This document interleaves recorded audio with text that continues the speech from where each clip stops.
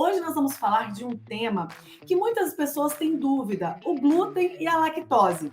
Mas mais importante, nós vamos também realmente mostrar o que realmente importa quando o assunto é emagrecimento verdadeiro. Chegou a hora da mudança, chegou a hora de colocar um ponto final na luta contra a balança. Doutor Cristiano, o tema da aula de hoje é: preciso retirar o glúten, retirar a lactose para emagrecer? A promessa de emagrecer eliminando o glúten virou moda. Mas será mesmo que retirar o glúten, retirar a lactose é necessário? Como nós acreditamos no emagrecimento inteligente, nós vamos te passar nessa live conhecimento, para que nunca mais você se iluda com um produto ou algo assim. A gente acredita que quando você sabe o que é, para que funciona, como funciona, as coisas vão clarear. Então, a primeira pergunta que eu quero fazer para o Dr. Cristiano: Dr. Cristiano, me explique o que é glúten. O glúten, Nutri, é uma proteína que tem associada a carboidratos. Por exemplo, o carboidrato do trigo. Não é uma proteína, ela é normal, ela faz parte, ela não é naturalmente danosa para o organismo, maléfica para o organismo, ela é importante, inclusive. A questão que se levantou durante os últimos tempos aí é porque, como essa proteína, quando o trigo tem mais dela na composição, a massa dele fica mais fofa, fica mais agradável para o consumo. Então, houve modificações genéticas para fazer com que o trigo produzisse mais glúten. Um trigo que produz mais glúten, ele costuma ter uma massa, produzir uma farinha que gera uma massa mais agradável ao paladar, uma textura mais agradável. E essa modificação genética fez com que o trigo de hoje tivesse muito mais glúten do que o trigo original. E algumas pessoas têm sensibilidade ao glúten. Esse glúten no intestino pode provocar alguma irritação, uma inflamação, que vai gerar uma repercussão no restante do organismo e pode, sim, ter um fator complicador, por exemplo, no processo de emagrecimento. A questão é que de repente, ele virou um pilar único para o emagrecimento. Esse que é o problema.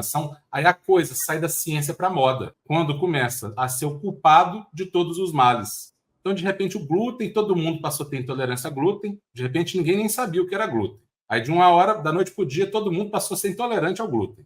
Então, isso não é real também. Aí começa o excesso de diagnóstico. O diagnóstico surge, todo mundo passa a ter aquilo. Então, a gente tem que tomar só um cuidado muito grande em não colocar toda a bagagem de um problema que é muito maior que a obesidade em cima de um pilar, glúten. E achar que suspender glúten vai fazer todo mundo emagrecer, porque não vai. Porque muita gente não tem intolerância a glúten. Muita gente tolera bem o glúten. Agora, a pessoa tem um sintoma intestinal lá, porque ela está inflamada, porque ela está obesa. Geralmente é a causa, não é a consequência. Aí ela recebe um diagnóstico de intolerância a glúten, quando muitas vezes não é isso. Então a gente só tem que tomar essa cautela. Existe intolerância a glúten, existe uma doença ainda mais séria, que é a doença celíaca, onde a pessoa não pode ela não pode nem ver sinal de glúten. A intolerância a glúten é uma coisa mais leve. A doença celíaca é algo que tem que ter um diagnóstico muito preciso, porque realmente causa problemas maiores.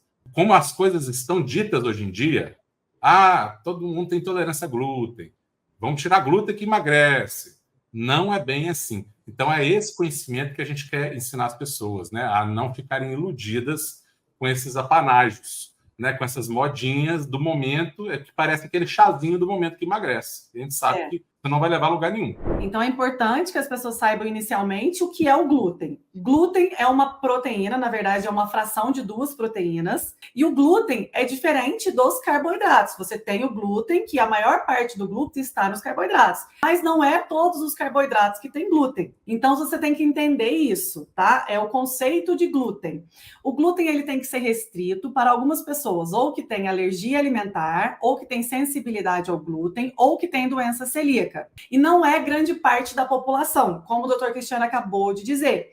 As intolerâncias, sensibilidades e a doença celíaca, que é a responsável por retirada do glúten da alimentação de uma pessoa, não é grande parte das pessoas que tem essa questão. Agora, vamos explicar o que é lactose, doutor Cristiano. A lactose é o açúcar do leite. E este açúcar do leite, assim como o glúten, para algumas pessoas, podem causar intolerância. A intolerância ao glúten e à lactose se tornou um modismo universal. O que nós precisamos colocar é ficar um pouco atentos. Será que não pode ser igual a moda do que não podia comer o ovo e depois pode comer o ovo? A moda do que todo mundo tem que fazer jejum intermitente faz mal?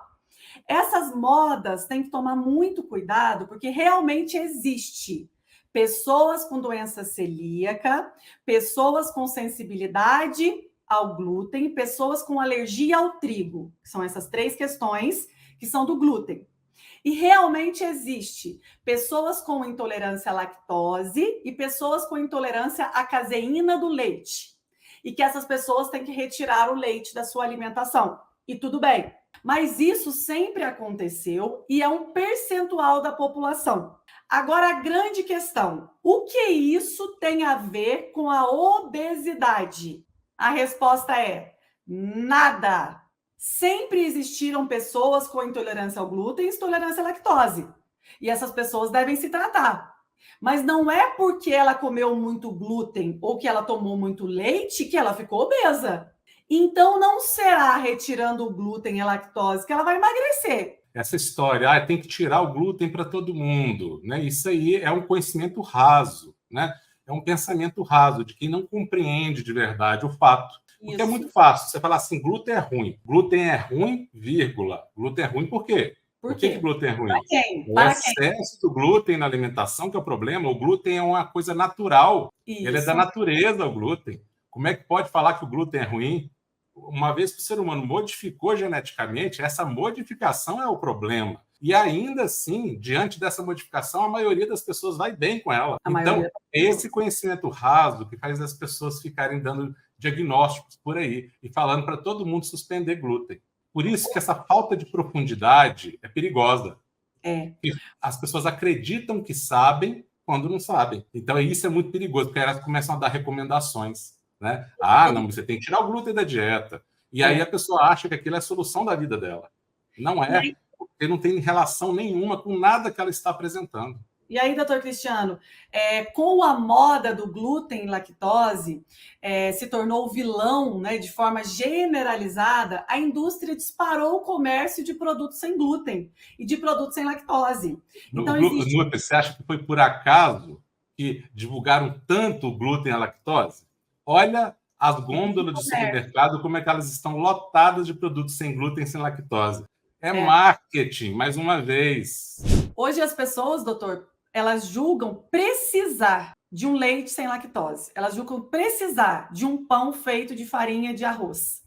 E aí, lembrando, você deixa de comer o seu pão, que tem glúten. Estamos falando para as pessoas que não têm doença celíaca, tá? Ponto final. Então, esse comércio disparou, né? Então, todo mundo agora tem intolerância a glúten, todo mundo tem intolerância à lactose e precisa de comprar um leite de caixinha sem lactose. Precisa de comprar um requeijão sem lactose. Precisa.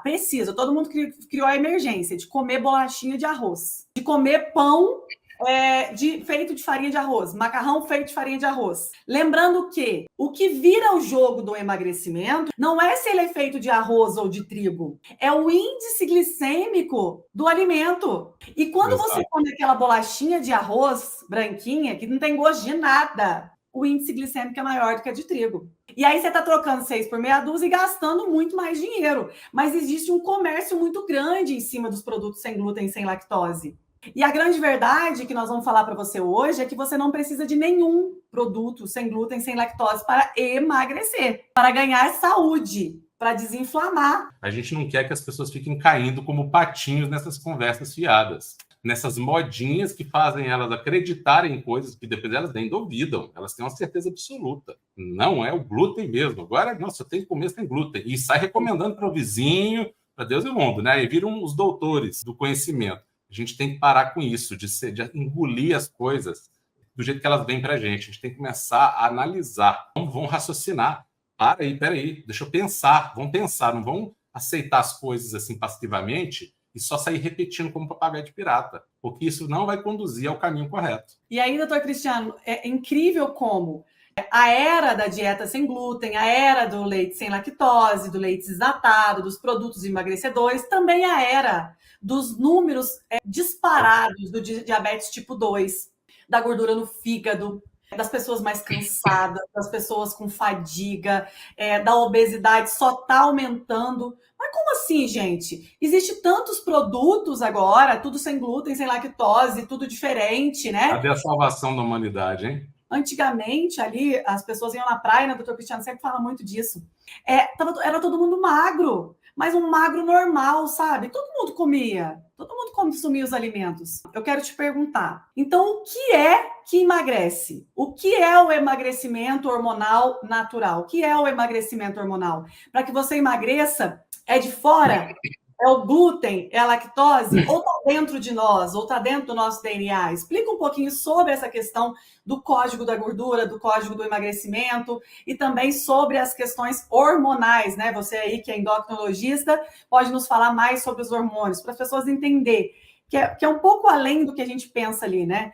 Não é contando caloria, não é pesando o alimento que você vai emagrecer, porque quando você conta caloria, você desconsidera todo o conjunto de nutrientes do que aquele alimento é constituído. E isso, assim, é um absurdo que não tem tamanho, sabe? Assim, eu fico impressionado como é que essa doutrina vigora desde a década de 60. Implantaram essa doutrina das calorias de forma autoritária, arbitrária, uma comissão de nutrição nos Estados Unidos, baseada em nenhuma ciência, em conhecimento nenhum, resolveu colocar que contagem de caloria define emagrecimento. Tanto não define que as pessoas estão contando calorias desde aquela época e a obesidade só vem aumentando a partir do momento que eles adotaram esse preceito.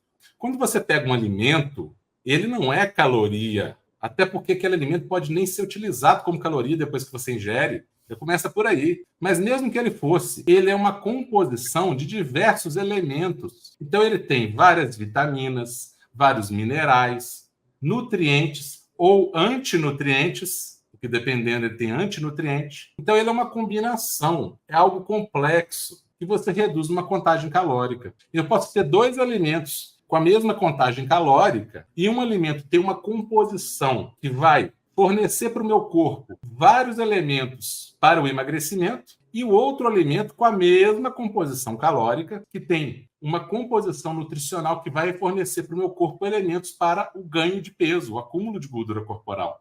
Então, como é que eu posso chegar para falar que esses dois alimentos, por ter a mesma caloria, eles vão ter o mesmo efeito no emagrecimento?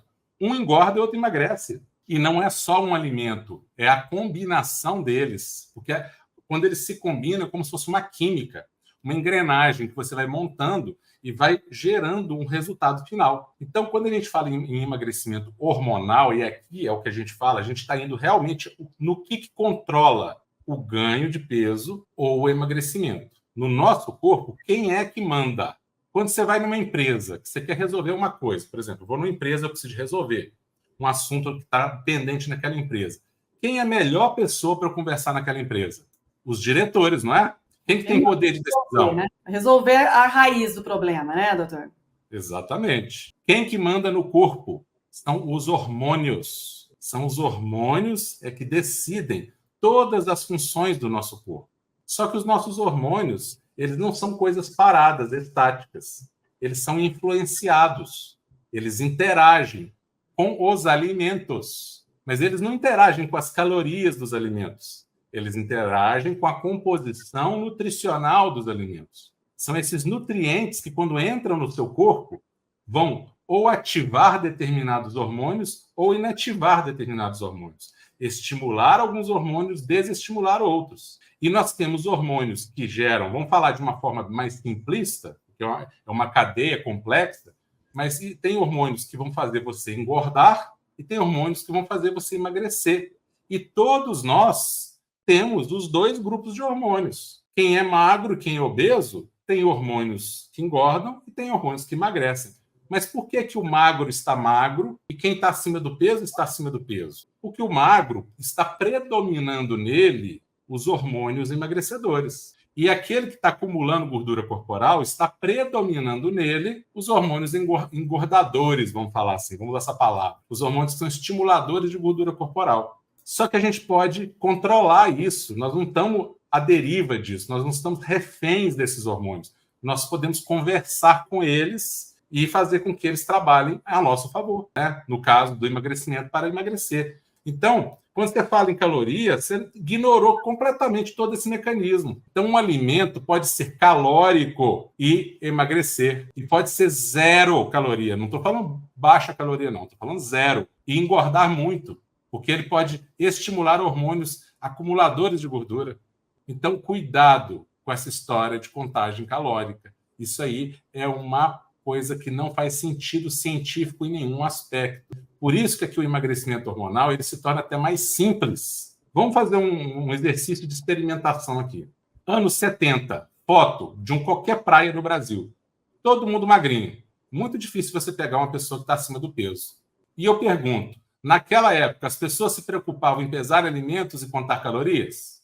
Ninguém nem lembrava que isso existia, se sabia que existia, nem se falava nisso. Hoje, que todo mundo fala de caloria, de pesar alimento, tá aí, ó, índices alarmantes de obesidade. Então, assim, a gente tem que começar a raciocinar. As pessoas falam, mas eu estou obeso porque eu estou com problema na tireoide. Gente, problema na tireoide sempre existiu, desde que a humanidade existe. Hipotireoidismo sempre existiu. As pessoas, inclusive, antigamente nem tratavam, porque nem ficavam sabendo, né? Pior ainda nem tratava. E mesmo assim, e por isso havia obesidade antigamente? Não. Então a gente tem que começar a se perguntar. Não é que não haja influência. É claro, a tireoide, inclusive, produz hormônios que têm a ver com o metabolismo. Mas não é do jeito que a gente pensa. Não é porque está com hipotireoidismo que está acima do peso. Muitas vezes é até o contrário.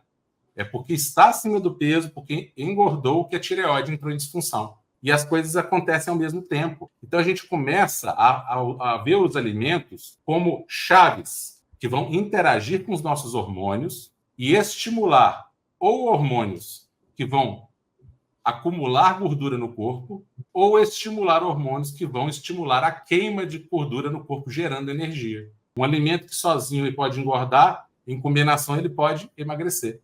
Num horário X, ele pode engordar, num horário Y, ele pode te ajudar a emagrecer. Então, olha como que é lindo essa orquestra. Aí a gente sai daquela linha retilínea de uma contagem calórica simplista, que não significa nada, que não leva ninguém a nada, e nós vamos explicar que contagem calórica leva a baixa de metabolismo, ela é antitermogênica, geralmente, que você reduz em 30% as calorias, o teu metabolismo cai em 60%, a conta não fecha, então a pessoa até perde um peso inicialmente, depois ela engorda tudo de novo.